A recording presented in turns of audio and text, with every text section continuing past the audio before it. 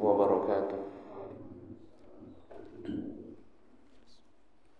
Innal hamdalillah nahmaduhu wa nasta'inuhu wa nastaghfiruh wa na'udzu billahi min shururi anfusina wa min sayyiati a'malina may yahdihillahu fala mudilla lahu wa may yudlil fala hadiya lahu. Asyhadu an la ilaha illallah wahdahu la syarika lahu wa asyhadu anna Muhammadan 'abduhu wa rasuluh.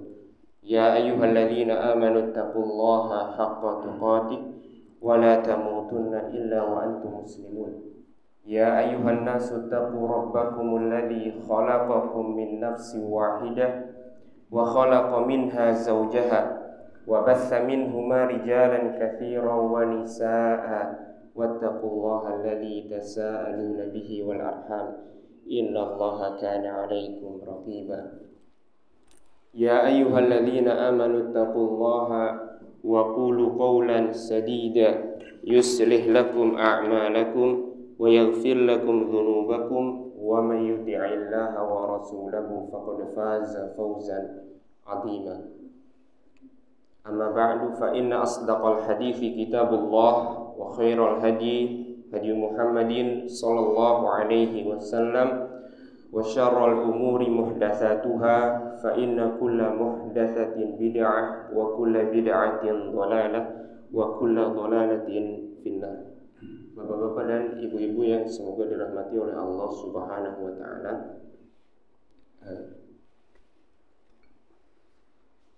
Pertama-tama saya ingin memperkenalkan diri saya terlebih dahulu, ya. Nama saya Siddiq Al-Muttaqina Imamah, ya. Siddiq Al-Muttaqina Imamah. Saya baru lulus dari Libya beberapa bulan yang lalu. Dan kalau saya tinggal di perumahan seberang, ya. Perumahan Yabemas, ya. Demikian mungkin perkenalan dari saya, singkat saja karena waktu yang diberikan kepada saya tidak banyak, ya. Langsung saja kepada pembahasan. Dan insya Allah pembahasan saya itu pembahasan tentang kedudukan sunnah dalam Islam, ya. Dan saya merujuk ke kitab yang kitab Syekh Muhammad Nasiruddin Al-Albani rahimahullah, ya, yang berjudul Manzilatus Sunnah fil Islam, ya. Kedudukan as-sunnah dalam Islam wa bayanu annahu la yustaghna anha bil Quran, dan penjelasan bahwasanya tidak mencukupi dengan Al-Quran tanpa sunnah, ya. Jadi harus Al-Quran dengan sunnah. Kitab ini pada dasarnya kitab ini adalah muhadharah, sebuah ceramah yang diberikan oleh Syekh Muhammad Nasiruddin Al-Albani di kota Doha, ya, ibu kota Qatar. Itu sekitar 50 tahun yang lalu, ya. Beliau sampaikan 53 tahunan yang lalu. Dan dari sini, ya, Syekh Ali Hasan rahimahullahu ta'ala memberikan dua faidah. Yang pertama, bahwasanya Syekh Muhammad Nasiruddin Al-Albani itu memiliki semangat yang tinggi, ya, dalam berdakwah, sampai-sampai beliau keluar dari negerinya, ya, menuju negeri-negeri yang lain untuk berdakwah kepada mengajak orang-orang untuk mengikuti Al-Quran dan Sunnah, berpegang dengan Al-Quran dan Sunnah. Dan faidah yang kedua, ya, beliau menyampaikannya ini 50 tahun yang lalu, ya. Berarti, dan kebanyakan dari kita itu mungkin anak pribadi, ya, belum lahir, ya, 50 tahun yang lalu. Dan bapak-bapak mungkin dikala itu belum mendapatkan hidayah sunnah. Dan Syekh Muhammad Nasiruddin Al-Albani ketika itu sudah mendakwahkan sunnah. Ini menunjukkan mengenai keutamaan Syekh, ya, rahimahullahu ta'ala, ya. sebelum kita memasuki pembahasan ini, alangkah baiknya kita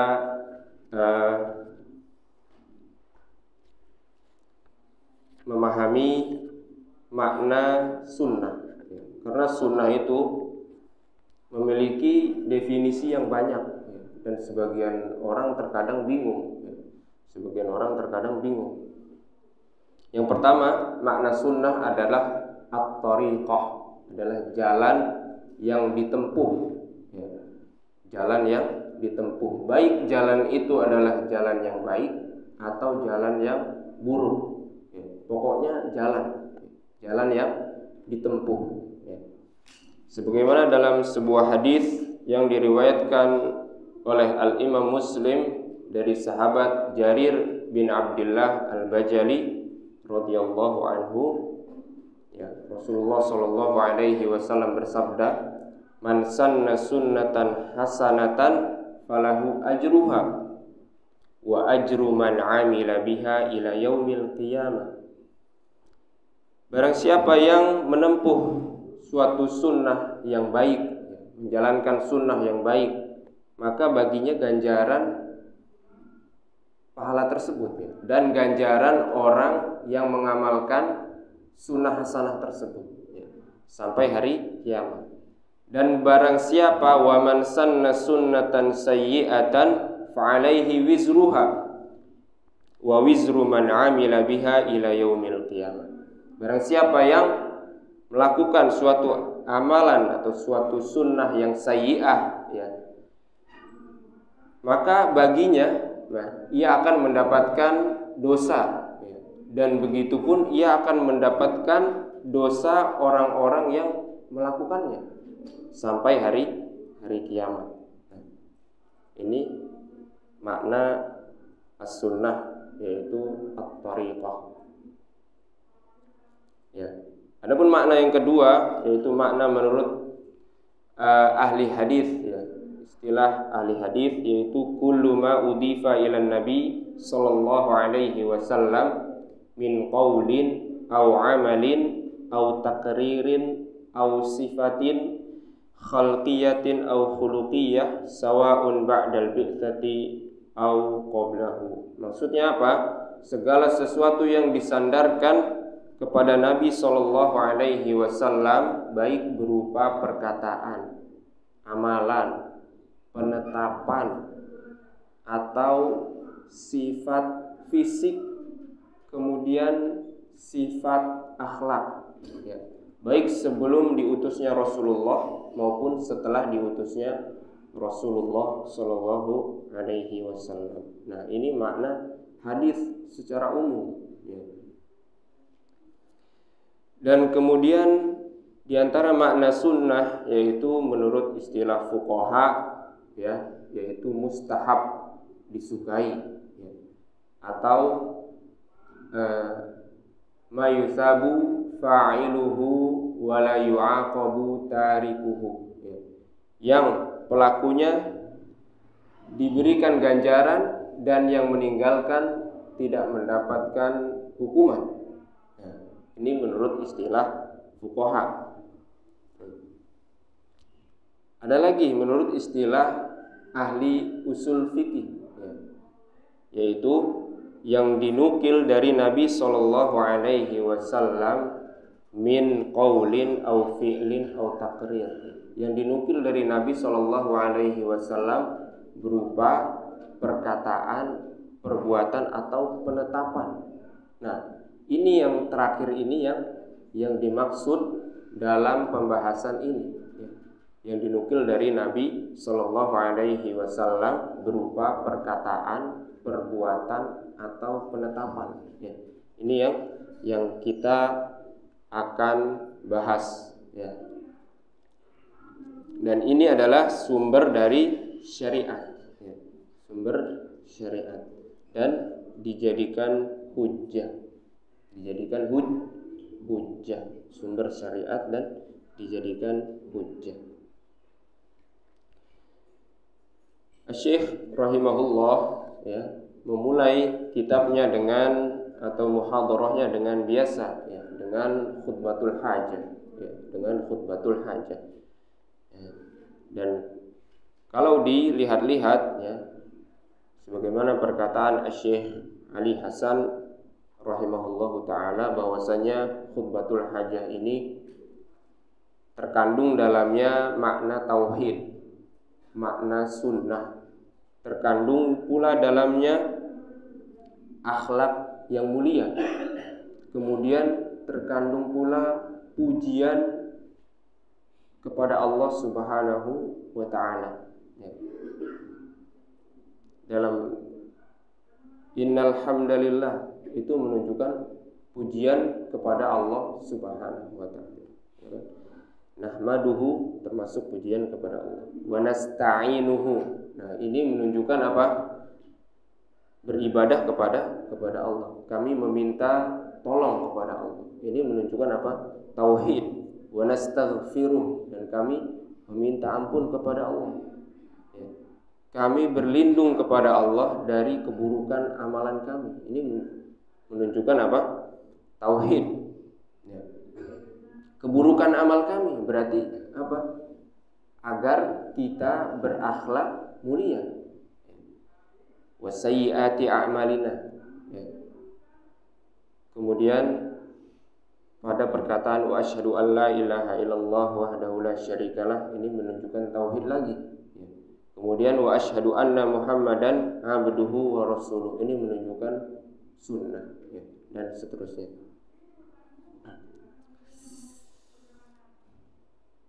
Syekh rahimahullah menyampaikan muhadarah ini ya di hadapan para ulama, ya, di hadapan para ulama, di hadapan para asatidzah. Dan beliau menyampaikan ini dalam rangka mudzakiran wa muttabi'an liqaulillahi tabaraka wa ta'ala, ya, yaitu dalam rangka mengingatkan dan mengikuti firman Allah Subhanahu wa taala, wa dzakir fa inna dzikra tanfa'ul mu'minin. Ya. Jadi pembahasan ini disampaikan di hadapan para ulama, para asatidzah, gitu. Ya. Bukan hanya kepada orang-orang yang belum tahu, akan tapi apa? Kepada orang-orang yang sudah tahu. Ya. Dalam rangka apa? Mudzakiron, mengingatkan. Wa dzakir fa inna dzikra tanfa'ul mu'minin.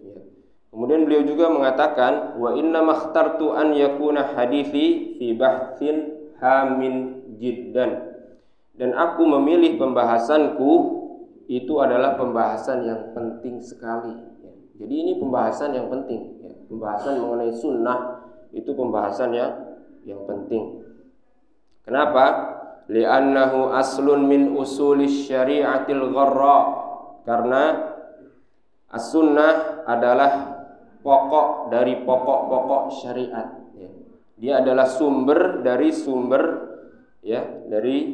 syariat, ya, sumber. Jadi kita harus menjadikan as-sunnah itu sebagai sumber, ya, sumber dalam beragama. Wa huwa bayanu ahammiyatis sunnah fit tasyri'il islami, dan juga penjelasan mengenai pentingnya sunnah dalam syariat Islam. Ya, jadi ini pembahasan yang sangat amat penting, dan ini disampaikan Syekh pada bulan Ramadan, yang mana kebiasaan para ulama salaf, ya, itu menutup kajian, menutup majelis di bulan Ramadan. Ya, ini kebiasaan ulama salaf. Nah, kenapa beliau membuka majelis tersebut, ya, di negeri tersebut? Kenapa? Syekh Ali Hasan rahimahullah menjelaskan bahwasanya ketika itu, ya, Syekh Al-Albani rahimahullah dalam kondisi atau sebagai tamu, ya, dan kesempatan untuk menyampaikan faidah, menyampaikan ilmu itu terkadang tidak terulang. Seperti mungkin saya saat ini, ya, mungkin nggak terulang atau bagaimana saya tidak tahu, ya. karena Allah Subhanahu wa taala yang berkehendak atas segala sesuatu, ya. Oleh karena itu memanfaatkan waktu adalah yang terbaik, ya. Memanfaatkan waktu adalah yang terbaik, dan ketika kita diberikan kesempatan untuk menyampaikan sesuatu, maka gunakanlah untuk menyampaikan yang paling penting, yaitu apa? Permasalahan manhaj, permasalahan akidah, permasalahan tauhid, ya. Kemudian beliau Asy-Syaikh rahimahullah membawakan firman Allah Subhanahu wa taala, wa anzalna ilaika dzikra litubayyana lin-nasi ma nuzzila ilaihim.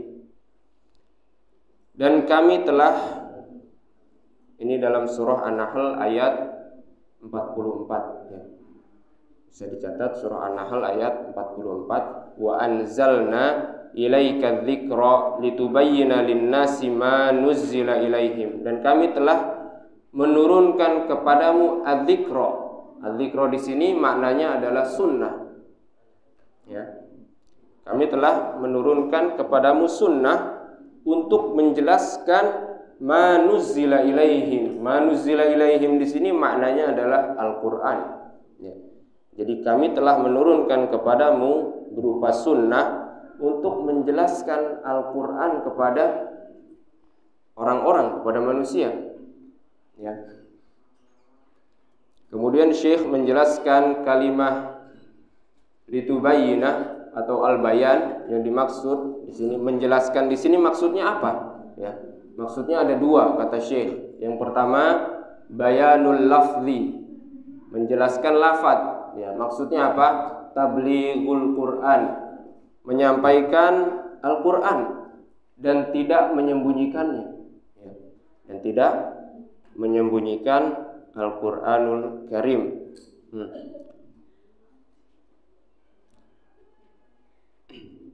Kemudian beliau juga membawakan sebuah hadis yang dikeluarkan oleh Al-Imam Al-Bukhari dan Al-Imam Muslim dari sahabat Aisyah radhiyallahu anha, bahwa Rasulullah sallallahu alaihi wasallam bersabda, "Wa man haddatsakum anna Muhammadan sallallahu alaihi wasallam katama syai'an umira bitablighihi faqad a'zama 'ala Allahi al-firyah." Tsumma talat qaulahu ta'ala, "Ya ayyuhar rasul balligh ma unzila ilaika min rabbik." Barang siapa yang menceritakan kepadamu atau mengatakan kepadamu bahwasanya Nabi Muhammad sallallahu alaihi wasallam menyembunyikan sesuatu yang diperintahkan untuk disampaikan, maka sungguh ia telah dusta sebesar-besar kedustaan atas Allah Subhanahu wa taala, ya. Kemudian Aisyah radhiyallahu anha membacakan firman Allah Subhanahu wa taala, wahai Rasulullah, sampaikanlah apa yang telah diturunkan kepadamu dari Rabbmu. Sampaikanlah Al-Quranul Karim, ya. Dan Rasulullah sudah menyampaikan Al-Quranul Karim. Jadi di sini, ya, Al-Quranul Karim sudah lengkap, ya. Jangan sampai ada yang meyakini seperti keyakinan Syiah, ya, mengatakan bahwasanya Al-Quran tidak lengkap, ada yang kurang, ada surat yang hilang, ya. Mereka namakan surahnya Al-Walayah atau Al-Wilayah, ya. Jangan demikian, ya. Itu adalah keyakinan yang sesat dan menyesatkan.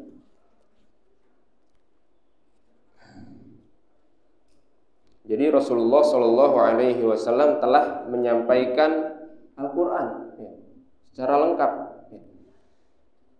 Ibnu Umar radhiyallahu anhuma, ya, beliau berkata ketika berziarah ke kubur Rasulullah Shallallahu Alaihi Wasallam, "Assalamu alayka ya Rasulullah, ashhadu annaka qad addaitar risalah wa ballaghtal amanah."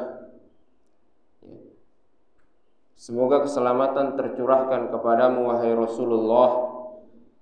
Aku bersaksi bahwasanya engkau telah menyampaikan risalah, telah menyampaikan amanah. Nah, ini adalah perkataan pembesar sahabat, yaitu Ibnu Umar radhiyallahu anhuma. Jadi Rasulullah Shallallahu Alaihi Wasallam sudah menyampaikan risalah. Ya. Tidak ada sedikit pun yang disembunyikan oleh Rasulullah Shallallahu Alaihi Wasallam. Nah, itu kita harus yakin dengan seyakin-yakinnya. Ya. Harus kokoh keimanan kita. Ya. Kemudian makna yang kedua dari kata penjelasan atau al-bayan. Yang pertama tadi apa? Bayanu al-lafzi, ya. Menjelaskan lafaz, maksudnya menyampaikan Al-Qur'anul Karim. Adapun yang kedua, bayanu makna lafzi, menjelaskan makna lafaz. Ya. Yang pertama tadi menjelaskan lafaz, maksudnya menyampaikan Al-Qur'anul Karim. Rasulullah menyampaikan Al-Qur'anul Karim dan tidak ada yang disembunyikan sedikit pun. Adapun makna yang kedua, menjelaskan makna lafaz. Bayanu makna al-lafzi, menjelaskan makna lafaz. Nah, jadi itulah kedudukan sunnah, ya, menjelaskan makna dari Al-Qur'anul Karim. Ya. Beliau di sini memberikan banyak contoh, diantaranya, ya, antum bisa lihat pada surah Al-Maidah ayat 38. Allah Subhanahu wa taala berfirman, "Was-sariqu was-sariqatu faqta'u aydiyahuma." Orang yang mencuri, baik laki-laki atau wanita, faqta'u aydiyahuma, potonglah tangan keduanya. Nah, di sini tidak dijelaskan kadar yang dicuri, tidak dijelaskan. Seberapa tidak dijelaskan. Yang menjelaskan adalah sunnah. Kemudian juga tidak dijelaskan ukuran yang dipotong. Ya. Jadi kalau bahasa Arab, al-yad itu, ya, Pak, dari ujung jari sini sampai sini, ya, sampai sendi sini, ini namanya masih yad semuanya. Apakah semuanya dipotong dari sini? Mencuri ayam misal, langsung potong, itu menyalahi Al-Quran, menyalahi sunnah. Ya. Adapun penjelasan dari sunnah, yaitu adalah sebuah hadis yang diriwayatkan oleh Al-Imam Al-Bukhari dan Al-Imam Muslim, la qat'a illa fi rub'i dinarin fasa'ida. Tidak ada potong tangan kecuali telah mencuri 1/4 dinar atau lebih. Jadi kadar yang dicuri ini dijelaskan di dalam sunnah, ya. 1/4 dinar, ya. 1/4 dinar, 1 dinar itu sekitar 4,25 gram, ya. Ya. Kalau 1/4 berarti sekitar 1 jutaan, ya. 1 jutaan. Nah, itu jadi maling ayam nggak kena, Pak. Ya, maling ayam, maling pokoknya yang kecil-kecil itu nggak kena, ya. Karena ayam harganya paling 70, ya, 50. Maling apa? Ya pokoknya yang sesuatu yang kecil-kecil itu nggak masuk sini. Jadi nggak setiap pencuri itu kena potong tangan. Kemudian apa? Penjelasan bahwasanya tangan yang dipotong itu seberapa? Ya, tangan yang dipotong itu kama bayyanatil akhar bi fi'lihi aw fi'li ashabihi wa iqrarihi fa innahum kanu yaqta'una yadas sarik min 'indil mifsal. Ya, jadi yang dipotong sampai sini, Pak. Bukan sampai sini, bukan. Karena ini semuanya yad, ya kan? Tapi yang dimaksud dalam firman Allah tersebut yang dipotong sampai sini, ya. Nah, ini menunjukkan apa? Harus banyak belajar terlebih dahulu, gitu. Jangan dikit-dikit praktek hukum Islam, tapi belum tahu ilmunya. Jangan, ya.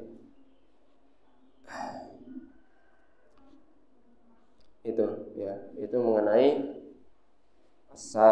wasariqu wasariqatu faqta'u aydiyahuma. Semuanya ada penjelasannya di dalam as-sunnah. Jadi as-sunnah di sini menjelaskan makna lafaz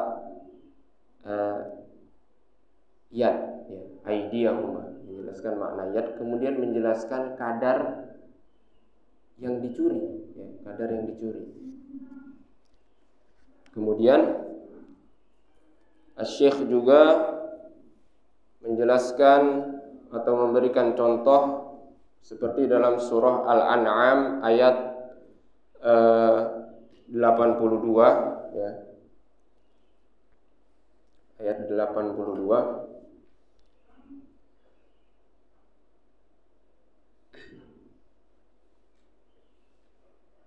Allah Subhanahu wa taala berfirman, alladzina amanu wa lam yalbisu imanahum bidzulmin ulaika lahumul amnu wa hum muhtadun. Orang-orang yang beriman dan tidak mencampurkan keimanan mereka dengan kezaliman, maka mereka merupakan atau mendapatkan keamanan serta mendapatkan petunjuk. Nah, para sahabat radhiyallahu anhum jami'an, ya, memahami makna zalim, ya, az-zulmu di situ, ya, memahami kalimat tersebut secara umum. Jadi semua perbuatan zalim, ya. Jadi kalau dikatakan semua perbuatan zalim, siapa di antara kita yang tidak pernah melakukan perbuatan zalim? Tidak ada, ya. Gitu. Oleh karena itu, nah, bagusnya sahabat di sini bertanya, ya, bagusnya sahabat di sini ketika ada sesuatu yang tidak difahami bertanya. Ya, ini adalah di antara keistimewaan sahabat, tidak tahu bertanya. Tidak seperti sebagian di antara kita tidak tahu tapi diam saja. Tidak tahu, sudah, mungkin nanti akan dapat penjelasannya. Tidak tahu, nanti mungkin bisa baca di rumah. Tidak tahu harusnya bertanya kepada ahli ilmu. Fas'alu ahla dzikri in kuntum la ta'lamun. Nah, ini para sahabat bertanya kepada Rasulullah sallallahu alaihi wasallam, wahai Rasulullah, ayyuna lam yulbis imanahu bidzulmin. Siapa di antara kita yang tidak pernah mencampurkan keimanan kita dengan perbuatan zalim? Ya. Siapa?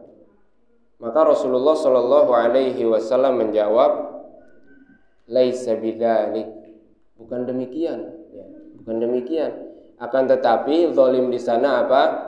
Asyirku. Akan tetapi zalim di sana adalah syirik. Ala tasma'una ila qauli Luqman. Ya. Tidakkah kalian mendengar perkataan Luqman, innasyirka la zulmun azim. Sesungguhnya syirik merupakan kezaliman yang sangat besar. Nah, jadi di sini dijelaskan oleh Rasulullah bahwa zalim di sini apa? Maknanya adalah syirik. Bukan kezaliman secara umum. Jadi as-sunnah sekali lagi menjelaskan Al-Qur'anul Karim.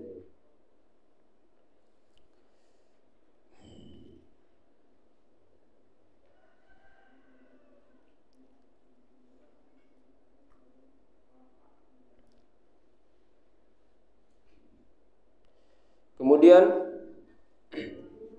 beliau juga memberikan contoh yang lain, di antaranya firman Allah Subhanahu wa taala, wa idza darabtum fil ardi falaisa 'alaikum junahun an taqsuru minas salati in khiftum ay yaftinakumul ladina kafaru. Apabila kalian melakukan perjalanan di bumi, ya, melakukan perjalanan safar maksudnya, ya.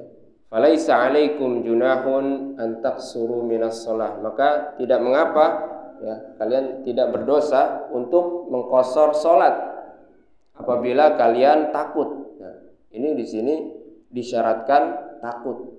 Jadi qashar salat disyaratkan takut. Nah, oleh karena itu sebagian sahabat Rasulullah Shallallahu Alaihi Wasallam bertanya, nih kembali lagi ketika tidak tahu, tidak paham, bertanya. Ya. Para sahabat bertanya, ma baluna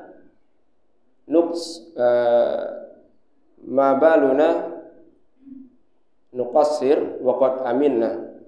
Bagaimana pendapatmu wahai Rasulullah, kita mengqashar sementara keadaan kita dalam keadaan aman? Nah, tadi kan disyaratkan takut, ya. Takut baru boleh qashar. Nah, sekarang ini para sahabat bertanya, bagaimana keadaan kita sekarang ini? Kita qashar dalam keadaan kita aman. Ya. Kemudian Rasulullah Shallallahu Alaihi Wasallam menjawab, shadaqatun tasaddaqallahu biha alaikum faqbalu shadaqatahu. Itu adalah sedekah, ya. Jadi qashar itu adalah sedekah yang Allah Subhanahu wa taala sedekahkan kepada kalian, maka terimalah sedekah tersebut, ya. Jadi itu adalah keringanan, ya, qashar. Jadi tidak disyaratkan untuk takut, ya. Tidak disyaratkan untuk takut. Dalam keadaan aman pun boleh mengqashar. Gitu. Nah, dalam keadaan safar aman boleh mengqashar. Ini sekali lagi menjelaskan Al-Quran Al-Karim. Nah, kemudian pada firman Allah Subhanahu wa taala surah Al-Maidah ayat 3, Allah Subhanahu wa taala berfirman, hurrimat 'alaikumul maitatu waddam. Telah diharamkan kepada kalian maitah, bangkai dan darah, ya, bangkai dan darah. Kemudian As-Sunnah menjelaskan bahwasanya bangkai belalang dan ikan, ya, serta hati dan limpa itu merupakan sesuatu yang halal, ya, sebagaimana sabda Rasulullah Sallallahu Alaihi Wasallam, ya, wahillat lana maitatani wadamani al-jaradu wal hud wal kabidu wat tihal, ya, telah dihalalkan bagi kami dua bangkai dan dua darah, ya, yaitu belalang dan hud. Hud di sini maksudnya ikan, ya, ikan, segala jenis ikan, ya, dan hati serta limpa. Nah, jadi di sini bukan berarti seluruh bangkai itu haram, ya. Hurrimat 'alaikumul maitatu waddam. Telah diharamkan bagi kalian bangkai dan darah. Ini bukan berarti semuanya diharamkan, ya. Karena ada penjelasannya di dalam sunnah bahwasanya ada yang dihalalkan, ya, seperti yaitu apa? Belalang dan ikan, hati dan limpa, ya. Hati dan limpa.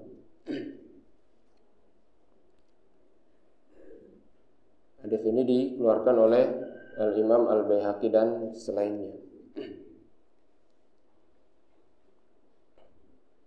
Kemudian contohnya firman Allah yang lain pada surah Al-An'am ayat 145.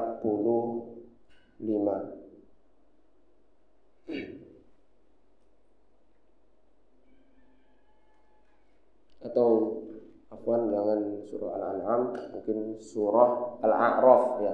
Surah Al-A'raf ayat 32. Allah Subhanahu wa taala berfirman, "Qul man harrama zinatallahi allati akhraja li'ibadihi wat-thayyibati minar rizq." Katakanlah, siapakah yang mengharamkan perhiasan Allah yang Allah keluarkan untuk hambanya, wat-thayyibati minar rizq, dan kebaikan berupa rizki ya. Jadi di sini difahami bahwa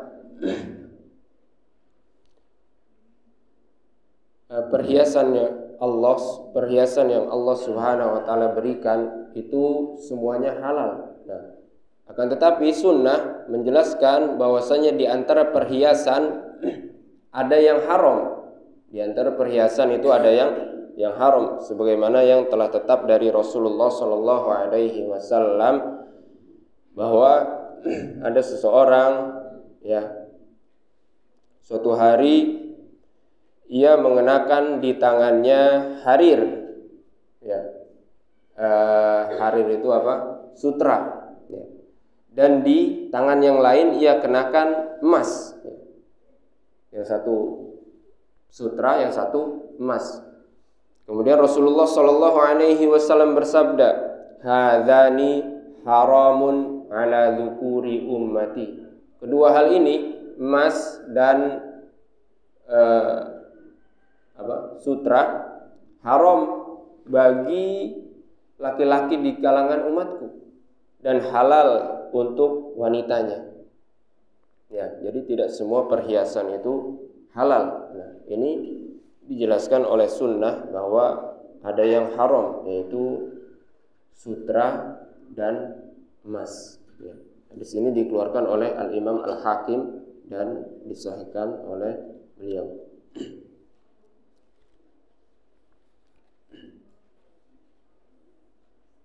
Kemudian setelah pembahasan ini ya, setelah beliau menjelaskan mengenai contoh-contoh ya, bahwa sunnah itu menjelaskan Al-Qur'anul Karim ya. Kemudian beliau berpindah ke pembahasan bahwa orang-orang yang mencukupi diri dengan Al-Qur'an tanpa ia berpegang dengan sunnah, maka ia adalah orang-orang yang dolal, orang-orang yang sesat ya. Yang mana mereka hanya berpegang dengan Al-Quran saja ya. Bahkan mereka menamakan diri mereka dengan Al-Quraniyun ya. Mereka bilang diri mereka adalah Al-Quraniyun. Mereka, kata Syekh, yufassirun al-Qur'ana bi ahwaihim wa uqulihim, menafsirkan Al-Quran dengan hawa nafsu mereka dan akal mereka ya. Jadi hanya pakai nafsu saja gitu. Tidak menggunakan Al-Qur'anul Karim, tidak menggunakan sunnah ya. Dunal isti'anah ala dzalika bis sunnatis sahihah ya, tanpa meminta tolong dengan sunnah yang sahihah dalam mentafsirkan Al-Qur'anul Karim ya. Akan tetapi menurut mereka sunnah, bal as-sunnatu indahum taba'un li ahwaihim, akan tetapi sunnah menurut mereka itu mengikuti hawa nafsu mereka ya. Kalau sesuai mereka terima, kalau tidak mereka tolak gitu. Itu Qur'aniyun ya.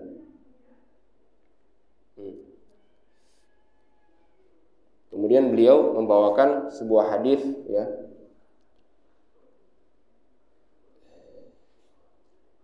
yang diriwayatkan oleh Al-Imam At-Tirmidzi, la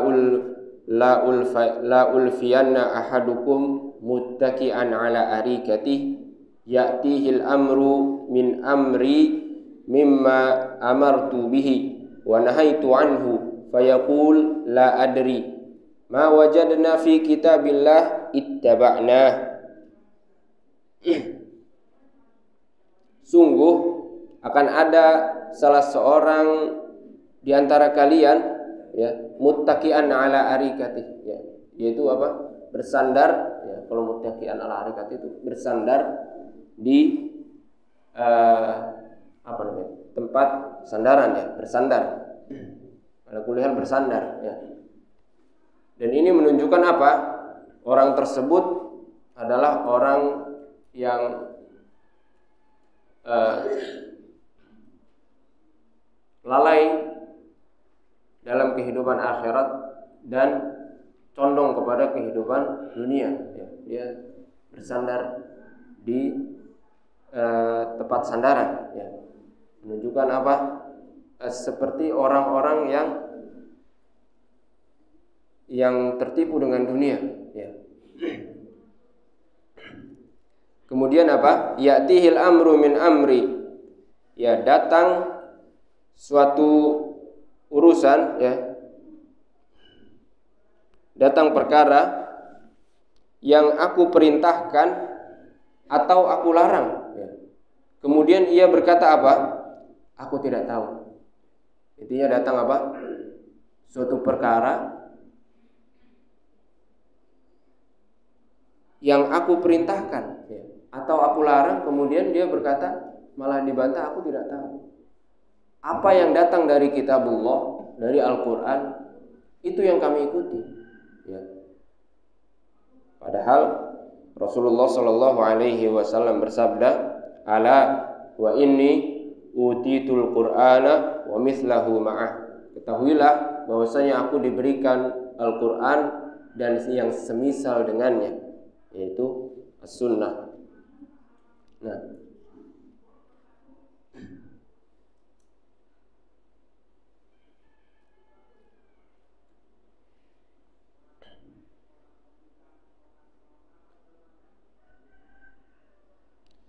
dan hadis ini, ya, juga menjelaskan bahwasanya syariat Islam itu bukan hanya Al-Qur'anul Karim saja, akan tetapi ia adalah Al-Qur'an dan Sunnah, ya. Jadi harus dua-duanya nih. Kata Syekh, faman tamassaka bi ahadihima dunal akhar lam yatamassak bi ahadihima. Barang siapa yang berpegang dengan salah satu dari keduanya, ya, salah satu saja maksudnya, ya, tanpa yang lain, misal hanya berpegang dengan Al-Qur'an, maka tanpa berpegang dengan sunnah, maka lam yatamassak bi ahadihima, maka pada hakikatnya dia tidak berpegang kepada salah satu dari keduanya, ya. Tidak berpegang kepada salah satu dari keduanya. Jadi sama saja ia ketika berpegang dengan Al-Quran saja, pada hakikatnya dia telah mendustakan Al-Quran. Kenapa? Karena Al-Quran itu memerintahkan untuk mengikuti sunnah, ya.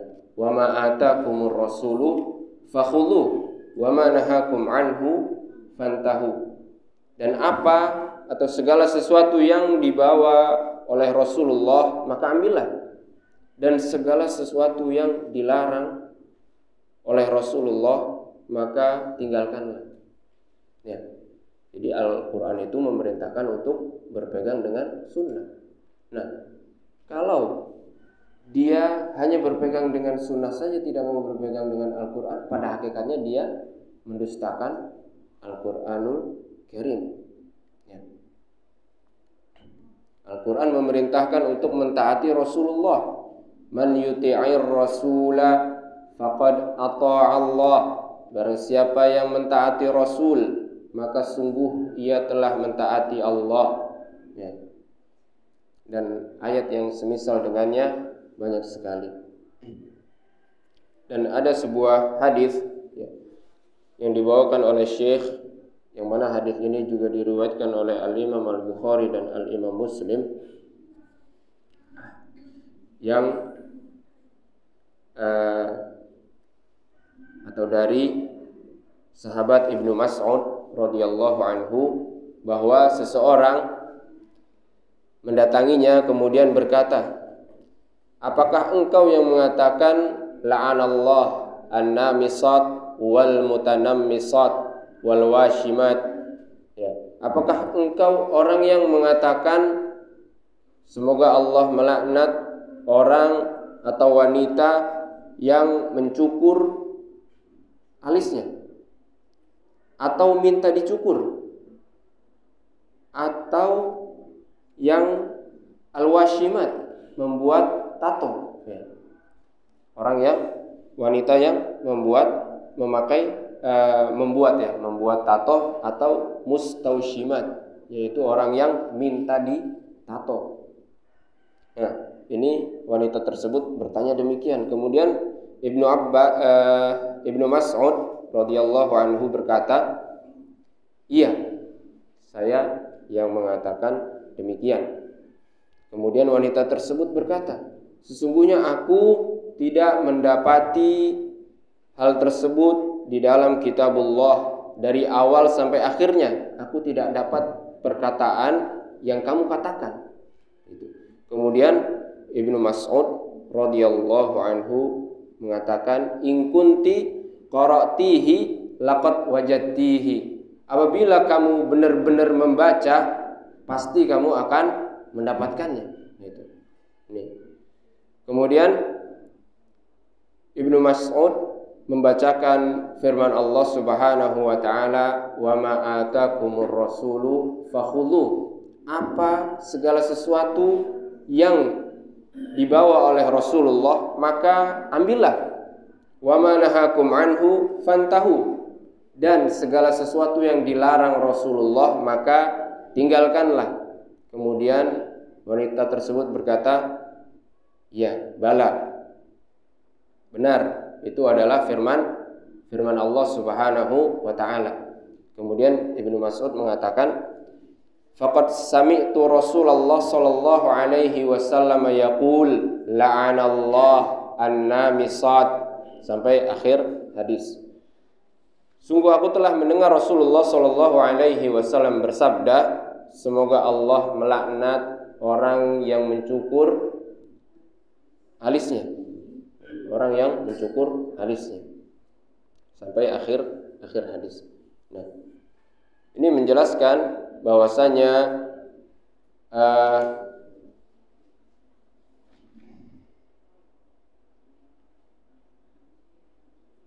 Al-Quran, ya, atau As-Sunnah, Al-Quran itu dijelaskan dengan As-Sunnah, ya, dijelaskan dengan As-Sunnah. Dan Al-Quran memerintahkan untuk berpegang dengan Sunnah, begitu. Al-Quran memerintahkan untuk berpegang dengan Sunnah. Nah, jadi saling berkaitan, ya. Tidak bisa salah satunya dilepas, tidak bisa.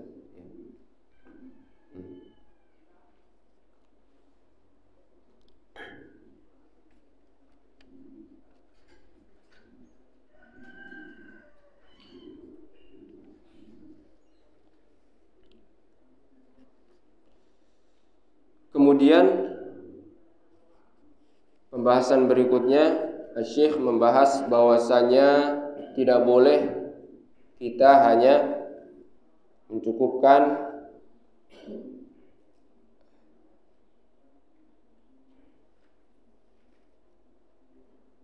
tidak hanya menggunakan bahasa untuk memahami Al-Qur'anul Karim.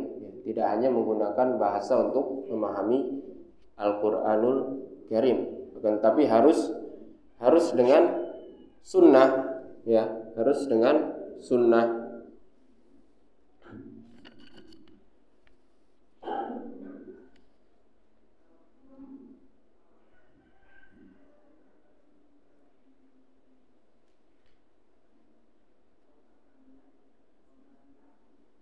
Jadi tidak bisa hanya bersandar dengan bahasa, ya. Jadi bagi teman-teman yang merasa hebat dalam ilmu alah, ya, maka itu tidak mencukupi, ya. Karena semuanya harus Al-Quran itu tidak hanya dipahami dengan bahasa, akan tetapi dipahami pertama kali dengan sunnah. Jadi bagi yang merasa ilmu Allahnya bagus, maka jangan terlalu berbangga, akan tetapi harus terus mengkaji sunnah, harus mengkaji al-hadis, ya. Terus membaca hadis Rasulullah Shallallahu Alaihi Wasallam.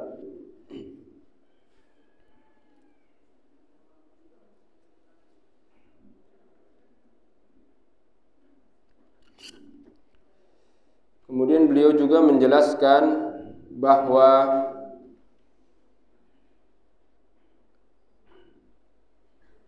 as-sunnah yang dimaksud di sini ya harus sunnah yang sahihah, ya. Sekurang-kurangnya hadisnya adalah hasan, ya.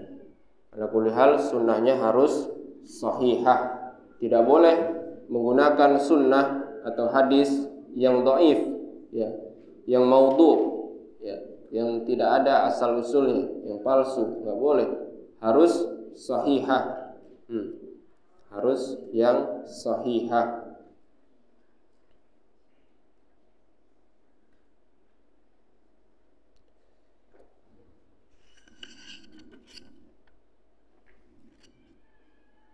Meskipun dalam permasalahan fadailul a'mal, ya, fadailul a'mal, sebagian orang bermudah-mudahan dalam permasalahan fadailul a'mal, menyampaikan hadis yang dhaif disampaikan dengan alasan fadailul a'mal, ya, untuk menjelaskan mengenai keutamaan suatu amalan, ya. Dan pada hakikatnya para ulama itu berbeda pendapat, ya. Berbeda pendapat, akan tetapi pada hakikatnya sama-sama mempersempit atau tidak membolehkan, ya. Yang pertama, ada yang langsung tidak membolehkan untuk menyampaikan hadis meskipun menyampaikan hadis yang dhaif meskipun untuk fadailul a'mal, yang pertama. Adapun yang kedua, membolehkan tapi dengan syarat, yang mana syarat-syarat tersebut tidak bisa dipenuhi oleh orang-orang yang awam, ya. Ini syaratnya terpenuhi hanya untuk orang yang alim, ya. Orang yang alim dalam masalah hadis, ya. Seperti diantara syaratnya dhaifnya tidak boleh syadid, ya, tidak boleh parah, ya. Kalau dhaifnya parah maka tidak boleh, ya.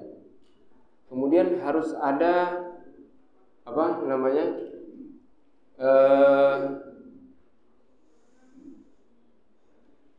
harus ada hadis yang sahih. Harus ada, maksudnya sandaran hadis yang sahih, gitu. Nah, kalau ada hadis yang sahih, kenapa pakai hadis yang dhaif? Kenapa pakai hadis yang dhaif? Kenapa tidak langsung pakai hadis yang sahih saja, gitu. Ya.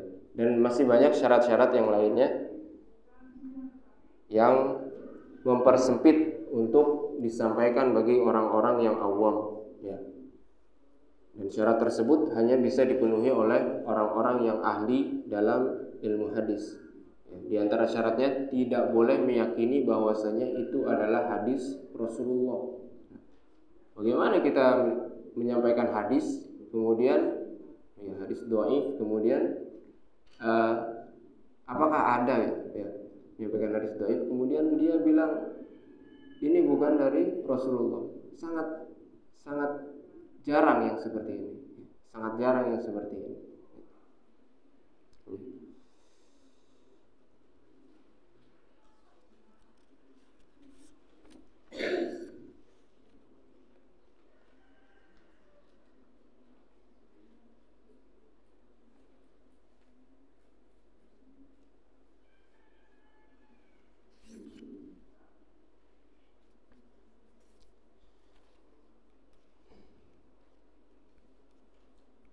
Jadi sebagai kesimpulan, ya, sebelum saya tutup, ya, sebagai kesimpulan bahwasanya pembahasan ini adalah pembahasan yang penting karena pembahasan mengenai sunnah, ya. Dan sunnah yang dimaksud adalah sunnah yang dijadikan sebagai yang dinukil dari Nabi Shallallahu Alaihi Wasallam berupa perkataan, perbuatan, dan penetapan. Yang mana ini adalah sumber dari syariat Islam, sumber syariat Islam, dan ini tidak terpisahkan dengan Al-Quranul Karim. Saling melengkapi, Al-Quranul Karim dengan sunnah ini saling melengkapi, tidak bisa dipegang hanya dengan salah satunya. Kemudian sunnah di sini menjelaskan makna Al-Quranul Karim, baik secara lafadznya ataupun secara kalimatnya ataupun secara ayatnya. Kemudian Rasulullah Shallallahu Alaihi Wasallam telah menyampaikan agama ini, tidak ada yang disembunyikan. Telah menyampaikan agama ini, telah menyampaikan Al-Quranul Karim, dan tidak ada yang disembunyikan. Kemudian beliau juga menjelaskan bahwasanya Al-Quran tidak boleh hanya berpegang dengan Al-Quranul Karim saja, harus juga dengan sunnah, dan menjelaskan kesesatan kelompok Quraniyun, atau bisa dikatakan orang-orang inkarus sunnah, orang-orang yang mengingkari sunnah Rasulullah Sallallahu Alaihi Wasallam. Dan tidak bisa Al-Quranul Karim itu hanya difahami dengan bahasa saja, tidak bisa. Buktinya tadi para sahabat memahami kalimat zalim di sini sebagai kalimat yang umum, akan tetapi salah. Yang dimaksud zalim di sana apa? Syirik. Kemudian yang dimaksud tangan di sana yang dipotong, itu kalau dipahami secara bahasa bisa maknanya sampai sini, bisa maknanya sampai sini. Tapi datang penjelasan dari sunnah menjelaskan bahwasanya ada batasnya, itu sampai pergelangan tangan. Jadi sekali lagi tidak bisa hanya sekedar bahasa saja. Demikian mungkin yang dapat saya sampaikan. Mungkin di antara para jamaah ada yang ingin bertanya. Wabillahi taufik. Fadhol.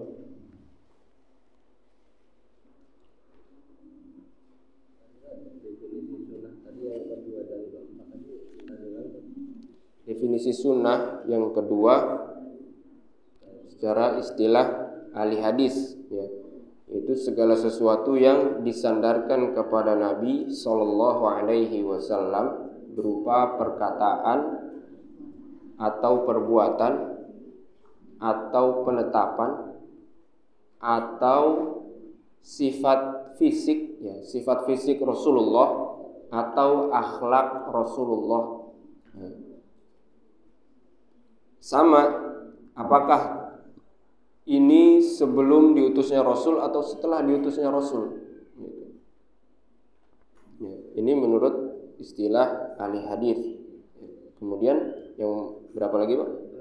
Yang keempat, istilah ahli usul, yaitu yang dinukil dari Nabi Sallallahu Alaihi Wasallam berupa perkataan, perbuatan, dan penetapan. Jadi beda antara yang kedua dengan yang keempat. Yang keempat itu tanpa sifat fisik, tanpa akhlakul karimah, baik sebelum diutus Rasulullah atau setelah diutus Rasulullah. Jadi yang terakhir hanya sampai takrir, sampai penetapan. Ada lagi mungkin yang ingin ditanyakan? Majlis subhanakallahumma wa bihamdika asyhadu an la ilaha illa anta astaghfiruka wa atubu ilaik. Assalamualaikum warahmatullahi wabarakatuh.